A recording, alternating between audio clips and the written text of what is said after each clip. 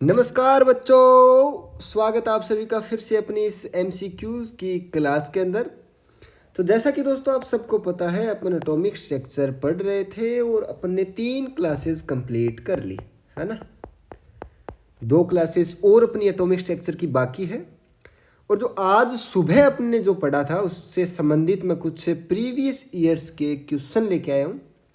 तो चलिए करना स्टार्ट करते हैं। क्वेश्चन नंबर 1, जो ही मैं क्वेश्चन पढ़ूं आपको उसका आंसर कमेंट करना है, ठीक है। पहला सवाल है, बस 20 या 15-20 मिनट के ये सवाल हैं, 15-20 सवाल। तो आप पूरे के पूरे करना है ना। जब एक बार करना चालू कर दिया तो 15 मिनट में आप दूसरा कोई काम मत पकड़ना है ना। 15 मिनट में आप कोई कलेक्टर तो बन नहीं जाओगे। तो यहाँ पे अब जब आ गए हो तो पूरे सवाल करके ही जाना, ठीक है। तो हीलियम के लिए थर्ड पृथक्करण ऊर्जा बताओ, तीसरी पृथक्करण ऊर्जा। अब जिनको आता है वो करना शुरू करें और ऑप्शन जो कौन सा ऑप्शन इसका उत्तर है वो कमेंट करें। अब पृथक्करण ऊर्जा आपको पता होनी चाहिए क्या होती है। पृथक्करण ऊर्जा होती है किसी भी एक्साइटेड स्टेट से कोई इलेक्ट्रॉन अनंत तक चला जाए, है ना। तो इसने कौन सी एक्साइटेड स्टेट बोली है? तीसरी एक्साइटेड स्टेट का इसने बोला है, ठीक है। तो उसके बीच में ऊर्जा का हमें जो अंतर होगा वो बताना है। तो मान लो ये अपना ग्राउंड स्टेट, ये पहला, ये दूसरा और ये तीसरा। देखो ग्राउंड स्टेट से ये पहली उत्तेजित अवस्था, ये पहली उत्तेजित अवस्था, ये दूसरी उत्तेजित अवस्था और ये तीसरी उत्तेजित अवस्था, है ना। तीसरी उत्तेजित अवस्था का मतलब n = 4 से कहाँ जाना है? n = अनंत। देखो उत्तेजित अवस्था तीसरी है लेकिन कोष कौन सा संबंधित है? चौथा। ध्यान में रखना है आपको, ठीक है। तो ऊर्जा का अपना जो फॉर्मूला होता है, या मैं कह सकता हूँ पृथक्करण ऊर्जा, सेपरेशन एनर्जी मैं कह सकता हूँ E अनंत माइनस E4 कह सकता हूँ, कोई दिक्कत नहीं है। E4 कह दूँ या E अनंत minus ES excited state third, ऐसे बोल सकता हूँ। एक ही बात है दोनों में, कोई दिक्कत नहीं है। E अनंत की जो जीरो एनर्जी होती है वो जीरो मान के चलते हैं अपन। तो ये कितना हो जाएगा? सेपरेशन एनर्जी = -E4 के बराबर, ठीक है। और ऊर्जा का सूत्र होता है Z²/n², 13.6 माइनस का इलेक्ट्रॉन वोल्ट पर एटम। ये मैंने आपको क्लास के अंदर करवा रखा है। बोर मॉडल के 4 सूत्र आपको याद रखने के लिए बोला था। चलो जी, तो यहाँ पे मान पुटअप करो, -13.6। जेड की वैल्यू कितनी आएगी? हीलियम दे रखा है, हीलियम के अंदर 2 प्रोटॉन होते हैं यानी कि परमाणु क्रमांक 2। तो जेड की वैल्यू 2 है और 2 का स्क्वायर अगर करेंगे तो कितना आ जाएगा? 4 अपॉन n²/n। n की वैल्यू यहाँ कितनी है? कौन n का मतलब कोष की संख्या, तो n अपन को चौथा कोष लेना है, ठीक है। तो यहाँ पे आ गया 4, यही है, कोई दिक्कत वाली बात नहीं है। Z²/n² आएगा रे, तो 4 चौका 16 आ जाएगा ना। ये 4/16, इसको मैं मिटा के डायरेक्ट 16 लिख देता हूँ, ये लो, ठीक है। तो ये आ गया अपना यहाँ पे 16। डिवाइड करो 4, 13.6 के अंदर 4 का अगर भाग दोगे तो आपके पास एक वैल्यू निकल के आएगी और वो होगी 3.4 इलेक्ट्रॉन वोल्ट पर एटम। अब देखो अपने पास 3.4 इलेक्ट्रॉन वोल्ट पर एटम के 2 ऑप्शन है अपने पास। तो इसमें से सही आंसर कौन सा होगा? देखो यहाँ पे पहले से ही माइनस होता है फॉर्मूले में, और एक माइनस ये रहा सूत्र से अपना जो आया है ना। तो माइनस माइनस क्या हो जाएगा? प्लस। तो इसका उत्तर कौन सा आ जाएगा? ऑप्शन नंबर ए इसका करेक्ट आंसर होगा। बताओ किन किन का सही था? हार्ट भेजो थम्सअप, या हार्ट भेजो जिन जिन का सही था, ठीक है। चलो नेक्स्ट क्वेश्चन करते हैं। क्वेश्चन नंबर 2, यदि उदासीन, बढ़िया सवाल है, ये भी आसान है लेकिन बढ़िया है। यदि उदासीन परमाणु धनायन में बदलता है तो क्या होगा? उदासीन परमाणु धनायन में बदलता है तो आपके पास ऑप्शन है। परमाणविक आकार घटता है, परमाणु का परमाणु क्रमांक घटता है, परमाणविक आकार बढ़ता है, परमाणु क्रमांक बढ़ता है। तो आपको बताना है, जल्दी से इसका आंसर कमेंट करो, जल्दी से, जिनको भी आता है जल्दी से 10 सेकंड का समय आपके पास। चलिए जी, जैसा कि आप सभी को पता है, कोई भी चाहे परमाणु हो उसके अंदर एक तो नाभिक होता है जिसके अंदर प्रोटॉन प्लस न्यूट्रॉन होते हैं, और उसके बाहर चारों ओर चक्कर लगाते हैं इलेक्ट्रॉन्स। तो हम नाभिक को तो अपन क्या है, छेड़ ही नहीं सकते। तो क्या करेंगे? इलेक्ट्रॉन को हम कम या ज़्यादा कर सकते हैं। धनायन बनाया है यहाँ पर, तो इसका मतलब क्या है? एक इलेक्ट्रॉन अपन ने क्या किया? निकाल लिया, यानी कि इसके अंदर प्रोटॉन की संख्या ज़्यादा हो गई, इलेक्ट्रॉन की संख्या कम हो गई। प्रोटॉन की संख्या यदि ज़्यादा हो जाती है तो जेड इफेक्टिव यानी कि प्रभावी नाभिकीय आवेश बढ़ जाता है, जिससे साइज क्या हो जाता है परमाणु का कम। तो यानी कि मैं कह सकता हूँ क्या कि परमाणविक आकार क्या होगा, घटेगा। अरे कह सकता हूँ या नहीं? बिल्कुल सही जवाब। तो किन किन बच्चों का सही था? चलो जी आगे। सवाल नंबर 3। सवाल नंबर 3 कहता है हमें कि परमाणु का बोहर मॉडल किसकी व्याख्या करता है? आपके पास ऑप्शंस है, हाइड्रोजन परमाणु का केवल स्पेक्ट्रम, हाइड्रोजन अणु का स्पेक्ट्रम, परमाणु या आयन स्पेक्ट्रम जिसमें एक इलेक्ट्रॉन हो, या सोलर स्पेक्ट्रम। देखो, जब मैंने आपको बोहर मॉडल क्लास के अंदर करवाया था तब आपको बताया था कि बोहर का जो मॉडल है ना, बोहर जो मॉडल है वो केवल सिंगल इलेक्ट्रॉन युक्त जो भी स्पीसीज होगी ना, सिंगल इलेक्ट्रॉन युक्त, एकल इलेक्ट्रॉन युक्त, उन्हीं पे लागू होगा ये, बाकियों पे लागू नहीं होता। सिंगल इलेक्ट्रॉन जिनमें होगा उन्हीं पे लागू होगा, बाकियों पे लागू नहीं होता। तो हमें पता है कि ये किस में लागू होगा, जिसमें एक इलेक्ट्रॉन हो। तो इसका डायरेक्ट आंसर हो जाएगा यार, कौन सा? Option number C. परमाणु या आयन, है ना, परमाणु हो या आयन हो, बस उसमें इलेक्ट्रॉन एक होना चाहिए, है ना। यदि अणु ले लिया तो उसके अंदर तो इलेक्ट्रॉन ज़्यादा हो जाएंगे, तो उसके लिए बोहर मॉडल व्याख्या नहीं करेगा। ठीक है, चलो जी आगे चलें। क्वेश्चन नंबर 4 बड़ा ही शानदार लजीज सवाल है। कक्षा की ऊर्जा, कक्षा की ऊर्जा क्या होगी? ऑप्शन नंबर ए, नाभिक से दूर जाने पे बढ़ती है, नाभिक से दूर जाने पे घटती है, नाभिक से दूर जाने पे अपरिवर्तित रहती है, और नन ऑफ दीज। तो जिन जिन बच्चों को ये सवाल आता है उसका आंसर आप कमेंट करो, तब तक मैं आपको जिनको नहीं आता उनको समझा देता हूँ। हमने पढ़ा था कि जो पहली कक्षा होती है जो नाभिक के पास होती है, n=1, इसकी जो ऊर्जा लिखते हैं अपन वो लिखते हैं -13.6 इलेक्ट्रॉन वोल्ट। इसके बाद वाली जो ऊर्जा है n=2, इसकी कितनी लिखते हैं? 10.2 का अंतर, 3.4 इलेक्ट्रॉन वोल्ट पर एटम। ऐसे लिखते हैं, ऐसे लिखते हैं माइनस में। ये धीरे धीरे चलती कम होती होती होती होती अपन कहते हैं कि n=अनंत पे, n=अनंत पे क्या, n=अनंत पे क्या, n=अनंत पे क्या हो जाएगी? जो एनर्जी लिखते हैं अपन वो लिखते हैं 0। यानी कि पहले क्या था? माइनस में था, माइनस से धीरे धीरे 0 की ओर जा रहा है, तो मान सकते हैं इससे और आगे जाएंगे तो क्या होगा? प्लस में। यानी कि लगातार एनर्जी क्या हो रही है? बढ़ती जा रही है। यानी कि मैं कह सकता हूँ क्या कि नाभिक से दूर लगातार यदि अपन जाएंगे, क्या नाभिक से लगातार दूर अपन जब जाएंगे तो ऊर्जा क्या होगी? बढ़ेगी या घटेगी? बढ़ेगी। तो इसका ऑप्शन कौन सा हो जाएगा? ऑप्शन नंबर ए, नाभिक से दूर जाने पर बढ़ती है। कोई दिक्कत वाली बात नहीं है। चलें आगे। ठीक है जी। सवाल नंबर 5 अत्यंत ही महत्वपूर्ण सवाल। निम्न में से कौन सा कथन गलत है? कौन सा कथन गलत पूछा है आपसे, सही नहीं पूछा। तो आपके पास ऑप्शन है कौन से? लाल फोटोन की ऊर्जा बैंगनी फोटोन से अधिक होती है। दूसरा ऑप्शन, फोटोन का संवेग उसकी तरंग दैर्ध्य यानी कि लैम्बडा की व्युत्क्रमानुपाती होता है। सी ऑप्शन, फोटोन की ऊर्जा तरंग दैर्ध्य के व्युत्क्रमानुपाती होती है। चौथा ऑप्शन, इलेक्ट्रोमैग्नेटिक वेव्स की कणीय प्रकृति फोटो इलेक्ट्रिक इफेक्ट यानी कि पीईई को बताने में सक्षम है। आपको बताना है, इसमें से गलत बताना है ना। तो देखते हैं अपन पहला ऑप्शन। अच्छा, जो बच्चे कर सकते हैं ना वो आंसर कमेंट करो जल्दी से, ठीक है। ऐसा है ना, कमेंट्स के अंदर लगना चाहिए, एक दो बच्चे ऐसे होने चाहिए जिसने लगातार सारे क्वेश्चन के आंसर दिए हैं, है ना। चलो जी, अब लाल फोटोन और बैंगनी फोटोन के बारे में मैंने आपको बताया था विबग्योर। जब किसी विजिबल लाइट को प्रिज्म के अंदर डाला जाता है तो वो 7 अलग अलग प्रकार के रंगों के अंदर विभक्त हो जाता है। सबसे ऊपर बैंगनी और सबसे नीचे हमें लाल प्राप्त होता है, ठीक है। और ये जो क्रम होता है, इस दिशा में अगर जाते हैं तो लैम्बडा जो है वो बढ़ती जाती है, यानी कि मैं कह सकता हूँ एनर्जी घटती जाती है। यानी कि मैं कह सकता हूँ कि वॉलेट की एनर्जी कितनी है? मैक्सिमम है। और जो रेड है, रेड जो लाइट है, रेड लाइट के जो फोटोन होंगे उसकी एनर्जी मिनिमम होगी। तो लाल फोटोन की ऊर्जा बैंगनी फोटोन से अधिक होती है। ना ना ना ना ना, लाल फोटोन की ऊर्जा बैंगनी फोटोन से कम होती है, क्योंकि इधर से इधर जाने पे लैम्बडा बढ़ती है ना। तो पहला ऑप्शन ही क्या हो गया गलत, बाकियों को देखने की आवश्यकता ही नहीं है। चलो फिर भी आपकी सहूलियत के लिए देख लेते हैं, ठीक है।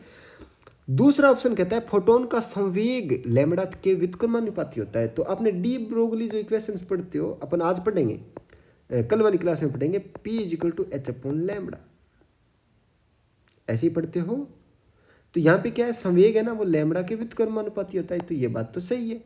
अगला, फोटोन की ऊर्जा लैम्बडा के व्युत्क्रमानुपाती होता है, बिल्कुल। अब प्लांक मैंने नियम बताया था, E = hc/λ। देखो यहाँ E व्युत्क्रमानुपाती है लैम्बडा के, कोई दिक्कत वाली बात नहीं है। लास्ट ऑप्शन क्या कहता है, विद्युत चुंबकीय तरंगे इलेक्ट्रोमैग्नेटिक वेव की कणीय प्रकृति फोटो इलेक्ट्रिक इफेक्ट को बताने में सक्षम है। बिल्कुल सक्षम है यार। जो फोटोन होते हैं, फोटोन वही तो क्या प्रदर्शित करते हैं, फोटो इलेक्ट्रिक इफेक्ट। और फोटोन के बारे में अपन क्या पढ़ते हैं कि ये इलेक्ट्रोमैग्नेटिक वेव होती है, ये मैंने आपको क्लास के अंदर बता रखा है। तो तीनों ऑप्शन सही है, बस एक ऑप्शन गलत है, वो है ऑप्शन नंबर ए। चलिए आगे, चलो जी, क्वेश्चन नंबर 6, नाभिक का आकार मापा जाता है। नाभिक का आकार किस में मापा जाता है? ये सवाल पूछा गया है CPMT 1994 के अंदर। बड़ा बढ़िया सवाल है यार, सिंपल सा सवाल है, मैंने आपको क्लास के अंदर करवा रखा है। जल्दी से कमेंट करो इसका आंसर क्या होगा। AMU के अंदर क्या मापते हैं? AMU के अंदर परमाणु द्रव्यमान मापते हैं। AMU के अंदर क्या मापते हैं? परमाणु का द्रव्यमान मापते हैं, परमाणु का द्रव्यमान, ठीक है। एंगस्ट्रम में क्या मापते हैं? परमाणु का आकार, परमाणु का आकार। अपन कहते हैं कि जो परमाणु का आकार है वो एंगस्ट्रम कोटि का होता है ना, एंगस्ट्रम कोटि का। फर्मी, इसमें नापते हैं क्या? नाभिक का आकार, नाभिक का साइज। और अपन कहते हैं जो नाभिक का साइज जो होता है वो किस कोटि का होता है? फर्मी कोटि का। यानी कि फर्मी कितना होता है? 10⁻⁻15 मीटर, है ना। एंगस्ट्रम कितना है? 10⁻⁻10 एंगस्ट्रम। सेंटीमीटर तो यार ये छोटी मोटी इकाई है, इसमें नहीं मापेंगे। तो नाभिक का आकार किस में मापा जाएगा? तो अपना उत्तर जो होगा वो होगा फर्मी, ठीक है, कोई समस्या नहीं है।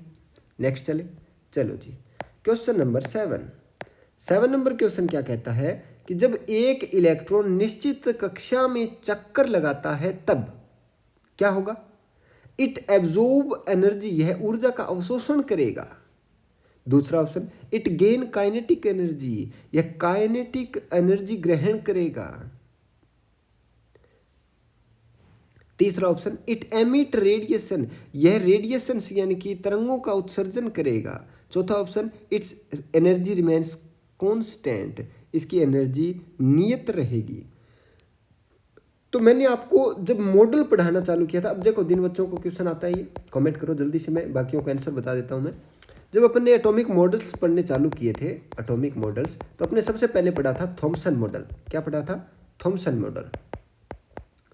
और थॉमसन मॉडल में मैंने आपको बताया था कि इन्होंने प्लम पुडिंग मॉडल दिया था और तरबूज की अवधारणा यानी कि प्लम और पुडिंग आवेश वाला वो दिया था। उसके बाद आए थे रदरफोर्ड।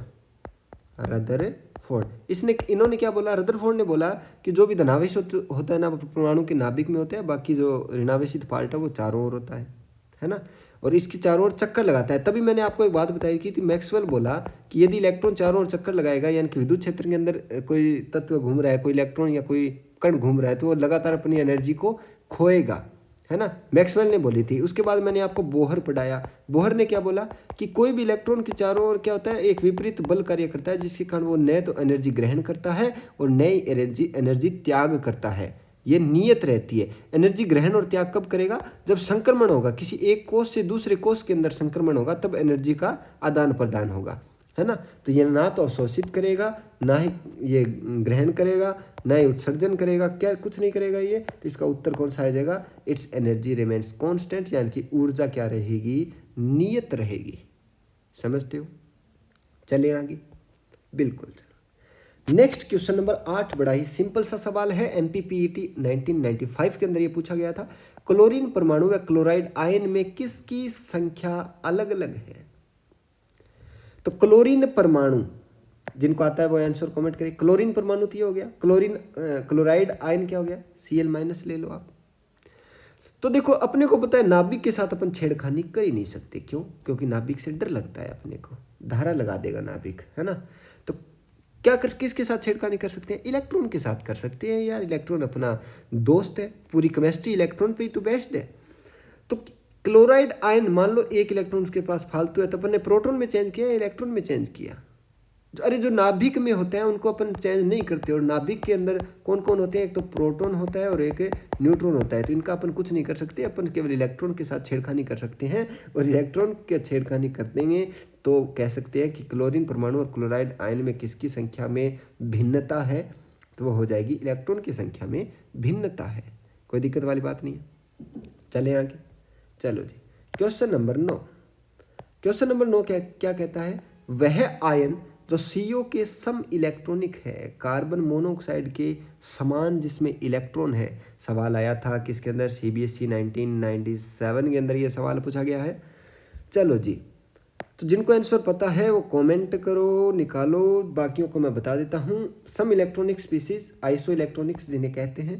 कार्बन के अंदर इलेक्ट्रॉन होते हैं 6, 6C 12C से प्रदर्शित करते हैं। और ऑक्सीजन को 8, ऑक्सीजन 16 से प्रदर्शित करते हैं। यहाँ पे इलेक्ट्रॉन हो गए 6, यहाँ पे इलेक्ट्रॉन हो गए 8। दोनों की संख्या को जोड़ोगे तो इलेक्ट्रॉनों की संख्या आई 14। यहाँ देखो 7 7 2 इलेक्ट्रॉनों में 7 + 7, लेकिन 1 माइनस करना पड़ेगा, यानी कि इलेक्ट्रॉन की संख्या 13। यहाँ देखो 6 कार्बन के, 7 नाइट्रोजन के और 1 इस पे एक्स्ट्रा है, तो ये कितने हो गए? 14। यानी कि अपना उत्तर कौन सा हो गया? बी। दो औरों को चेक कर लो। 8 ऑक्सीजन के, 8 ऑक्सीजन के, 1 माइनस करना पड़ेगा क्योंकि पॉजिटिव चार्ज है, तो कितना आ गया? 15, है ना। यहाँ पे देख लो 8 ऑक्सीजन के, दूसरा भी 8 ऑक्सीजन के, लेकिन 1 अधिक है तो 1 ऐड करना पड़ेगा। ये कितने आ गए? 17। तो अपना एक ही उत्तर आया, कौन सा? ऑप्शन नंबर बी इसका करेक्ट आंसर होगा। ठीक है, नेक्स्ट चले। Question number 10। क्वेश्चन नंबर 10 क्या कहता है अपने को कि किसी तत्व में नाभिक से दूर जाने पर कण की ऊर्जा में क्या फर्क पड़ेगा?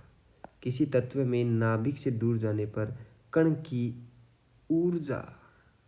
बढ़िया सवाल है। RPMT 1997 में ये पूछा गया था। तो अभी मैंने बताया आपको कि किसी तत्व में नाभिक से दूर जाने पर जो कण की ऊर्जा होती है वो बढ़ती है। क्या होती है? बढ़ती है। अभी तो बताया आपने, जस्ट पहले जो सवाल किए थे ना, ये वो सवाल आया था, कौन सा वाला? कोषों की संख्या वाला जो समझाया था मैंने। तो उस आधार पर अपन कह सकते हैं किसी भी तत्व में नाभिक से दूर जाने पर जो कण की ऊर्जा जो होती है वो क्रम से बढ़ती है। क्वेश्चन नंबर 11 नंबर क्वेश्चन क्या बोलता है? निम्न में से कौन सी स्पीसी में न्यूट्रॉन नहीं है? अपने को ऐसी स्पीसी का चुनाव करना है जिसमें न्यूट्रॉन नहीं है। तो अपने पास 4 ऑप्शन है, हाइड्रोजन, लिथियम +2, कार्बन और ऑक्सीजन। एक एक करके चेक करते हैं। जिनको आता है वो आंसर कमेंट करो, जल्दी से कमेंट करो, ठीक है। तो हाइड्रोजन अपन लिखते हैं 1H1, यानी कि न्यूक्लियोनों की संख्या और प्रोटोनों की संख्या समान है। न्यूट्रॉन कैसे निकालते हैं? ऊपर वाली जो संख्या है ना, इसमें क्या, जो ये ऊपर वाली संख्या है इसमें से नीचे वाली संख्या घटा दो, तो कितनी आई? 0। लिथियम +2 3Li7, है ना। ऊपर वाली संख्या घटा दो, 7 में से 3 गए, कितने बच गए? 4। तो इसमें 4 न्यूट्रॉन है। कार्बन को लिखते अपन 6C12, ऊपर वाली संख्या में से नीचे वाली संख्या घटा दो तो आए 6, यानी कि इसमें कितने न्यूट्रॉन है? 6 न्यूट्रॉन है। ऑक्सीजन की 8, ऑक्सीजन 16 लिखते हैं, तो इसमें कितने इलेक्ट्रॉन है? 8 न्यूट्रॉन है। ये ऊपर वाला घटाने का कॉन्सेप्ट क्या है? मैंने आपको बताया था किसी भी तत्व को इस प्रकार से प्रदर्शित करते हैं ZXA। ऊपर जी की लिखी संख्या होती है वो प्रोटॉन की संख्या प्लस न्यूट्रॉन की इकट्ठी संख्या को प्रदर्शित करती है, जिसे अपन न्यूक्लियोनों की संख्या कहते हैं। न्यूक्लियोनों की संख्या, है ना। ये जो संख्या होती है ये कई चीज़ों को प्रदर्शित करती है। जैसे मैं आपको बताऊं, जो Z है वो प्रोटॉन की संख्या को प्रदर्शित करती है, प्रोटॉन की संख्या। साथ ही साथ ये Z प्रदर्शित करती है इलेक्ट्रॉनों की संख्या, इलेक्ट्रॉनों की संख्या। साथ ही साथ ये प्रदर्शित करती है परमाणु क्रमांक को, परमाणु क्रमांक को। अपने को मतलब है सिर्फ प्रोटॉन से। देखो यहाँ पर जो A संख्या है ना वो प्रोटॉन प्लस न्यूट्रॉन की, और नीचे लिखी संख्या प्रोटॉन की, यानी कि P + N, यानी कि ऊपर वाली संख्या मैं कह सकता हूँ कि A - Z यदि मैं कर दूँ, A - जेड, यानी कि ए किसको प्रदर्शित करता है, प्रोटॉन प्लस न्यूट्रॉन को। माइनस कर दूं मैं क्या, प्रोटॉन को, तो बच क्या जाएगा, केवल न्यूट्रॉन। यही तो मैं कर रहा हूँ, ऊपर वाली संख्या में से नीचे वाली संख्या घटा दे रहा हूँ। तो अपना इस सवाल जो है अपना, इसका उत्तर कौन सा आ जाएगा, ए आ जाएगा। कोई दिक्कत वाली बात नहीं है, क्योंकि इसमें 0 न्यूट्रॉन है। और न्यूट्रॉन को अपन क्या नहीं कहते, देखो मैंने कल आपको बताया था, जो अपना प्रोटॉन है, न्यूट्रॉन है और इलेक्ट्रॉन है, ये तीनों क्या है, मौलिक कण है। क्या है, मौलिक कण। यदि आपको पूछे मौलिक कण बताओ तो प्रोटॉन, न्यूट्रॉन और इलेक्ट्रॉन तीनों आएंगे। यदि आपको पूछे सार्वत्रिक कण बताओ तो सार्वत्रिक कण में केवल प्रोटॉन और इलेक्ट्रॉन को सम्मिलित किया जाता है। किसको, प्रोटॉन और इलेक्ट्रॉन को, सार्वत्रिक कण। क्यों, क्योंकि न्यूट्रॉन सभी कणों में नहीं पाया जाता। उसका एक एग्जाम्पल है क्या, हाइड्रोजन। हाइड्रोजन में न्यूट्रॉन नहीं पाया जाता, जिसका न्यूट्रॉन को सार्वत्रिक कणों की सूची के अंदर सम्मिलित नहीं किया जाता। तो ये भी एक महत्वपूर्ण सवाल है, आपको ये भी ध्यान में रखना है। ठीक है, नेक्स्ट सवाल, सवाल नंबर 12 नंबर सवाल अपने को क्या कहता है कि हाइड्रोजन परमाणु की सेकंड व थर्ड बोहर कक्षा की त्रिज्या का अनुपात क्या होगा। और यह सवाल पूछा गया है RPMT 1998 में। तो बोहर के अनुसार जो त्रिज्या का अपने फॉर्मूला याद किया था वो किस प्रकार से था, वो था R = R1, यानी कि हाइड्रोजन के लिए ऊर्जा त्रिज्या इंटू n² Z, और आएगा किस में, ये एंगस्ट्रम में। तो मैं यहाँ से कह सकता हूँ R समानुपाती है n² के। तो हाइड्रोजन परमाणु की सेकंड व थर्ड की तुलना अपन को करनी है तो हाइड्रोजन ही, यानी मैं कह सकता हूँ Z क्या है यहाँ पे, सेम है। तो मैं कह सकता हूँ क्या, R1/R2 = n1² यही बात है। तो R1/R2 यानी कि n1² सेकंड और थर्ड बोहर कक्षा त्रिज्या के अनुपात बनानी है। सेकंड का मतलब n1 कितनी रखूँ अपन, दूसरी, उसका स्क्वायर, और n2 कितनी होगी, तीसरी, यानी कि इसका स्क्वायर। यह आ जाएगा 4, यह आ जाएगा 9। तो अनुपात कितना बना, 4:9। कोई दिक्कत है नहीं, तो ऑप्शन कौन सा आ जाएगा अपना, उत्तर आ जाएगा ऑप्शन नंबर बी। कोई समस्या किसी को नहीं है। चलो जी, ये अपने क्वेश्चन हो जाते हैं आज के कंप्लीट। ठीक है, सारे क्वेश्चन बड़ी महत्वपूर्ण क्वेश्चन थे, आपको करने चाहिए। अगर आपको कोई क्वेश्चन नहीं आया तो आप कमेंट करके छोड़ दो, मैं आपको दोबारा समझा दूंगा। नेक्स्ट क्लास में उस क्वेश्चन को दोबारा ऐड कर दूंगा, दोबारा से समझा दूंगा। ठीक है, जैसा कि मैं हमेशा कहता हूँ, आपको MCQ वाली क्लास अटेंड करा करो यारो, क्योंकि MCQ जितने ज़्यादा करोगे एग्जाम के अंदर आपको बेनिफिट उतना ही ज़्यादा मिलेगा। तो मिलते हैं कल सुबह वाली क्लास के अंदर, तब तक के लिए जय हिंद, जय भारत।